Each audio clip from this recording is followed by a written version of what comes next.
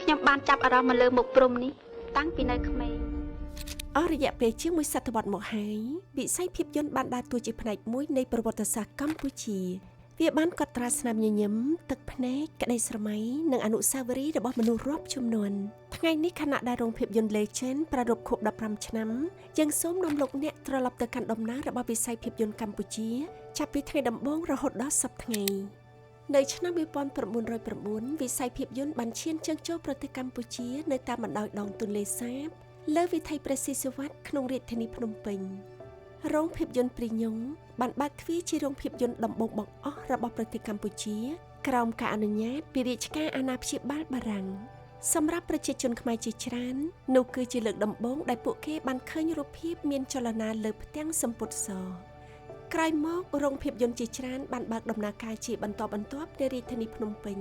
រួមមានរោងភាពយន្ត Royal រោងភាពយន្ត De Novote និងរោងភាពយន្ត Excelsior ដែលធ្វើឲ្យការទស្សនាភាពយន្តកាន់តែពេញនិយមក្នុងសង្គមខ្មែរនៅចុងទសវត្សរ៍ឆ្នាំ1940វិស័យភាពយន្តខ្មែរបានឈានចូលដល់ដំណាក់កាលថ្មីមួយដោយព្រះករុណាព្រះបាទសម្ដេចព្រះនរោត្តមសីហនុព្រះបរមរតនកោដ្ឋទ្រង់មានព្រះរាជហឫទ័យស្រឡាញ់វិស័យភាពយន្តយ៉ាងជ្រាលជ្រៅស្នាដៃសំខាន់ៗដូចជាព្រះប្រជាកុមារនិងអប្សរាបានក្លាយជាចំណុចចាប់ផ្ដើមដ៏សំខាន់មួយនៃការផលិតភាពយន្តខ្មែររហូតមកដល់ទសវត្សរ៍ឆ្នាំ1950រោងភាពយន្តខ្មែរជាច្រើនទៀតត្រូវបានបង្កើតឡើងជុំវិញរាជធានីដែលក្នុងនោះរួមមានរោងភាពយន្តខេមរារោងភាពយន្តភ្នំពេជ្ររោងភាពយន្តវិមានសួស្ដី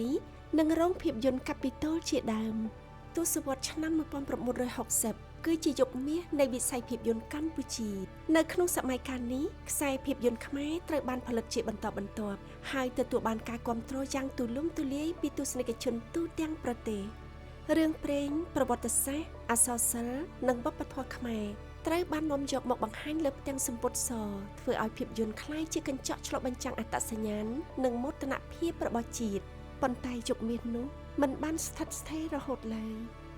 នៅដើមទសវត្សរ៍ឆ្នាំ1970ប្រទេសកម្ពុជាបានឈានចូលដល់រយៈពេលដ៏លំបាកបំផុតមួយក្នុងប្រវត្តិសាស្ត្រវិស័យភាពយន្តត្រូវបានផ្អាករោងភាពយន្តជាច្រើនបានបិទទ្វារហើយការផលិតភាពយន្តក៏ត្រូវបានបញ្ឈប់ទាំងសំពត់សដែលធ្លាប់ពោពេញដោយស្នាមញញឹមនិងសំឡេងតាក់ដៃបានស្ថិតក្នុងភាពស្ងប់ស្ងាត់ឈានចូលដល់ទសវត្សរ៍ឆ្នាំ1980វិស័យភាពយន្តកម្ពុជាបានចាប់ផ្ដើមរស់ឡើងវិញបន្តិចម្ដងរោងភាពយន្តមួយចំនួនត្រូវបានជួសជុលនិងបើកដំណើរការឡើងវិញខណៈរោងភាពយន្តខ្លះទៀតត្រូវបានផ្លាស់ប្ដូរឈ្មោះឬបម្រើគោលបំណងថ្មីឈានចូលទសវត្សរ៍ឆ្នាំ1990នៅពេលនោះរាជធានីភ្នំពេញមានរោងភាពយន្តប្រមាណ43រោងប៉ុន្តែជាមួយនឹងការរីកចម្រើននៃទូរទស្សន៍និងការកំសាន្តតាមគេហដ្ឋានចំនួនអ្នកទស្សនារោងភាពយន្តបានថយចុះជាបន្តបន្ទាប់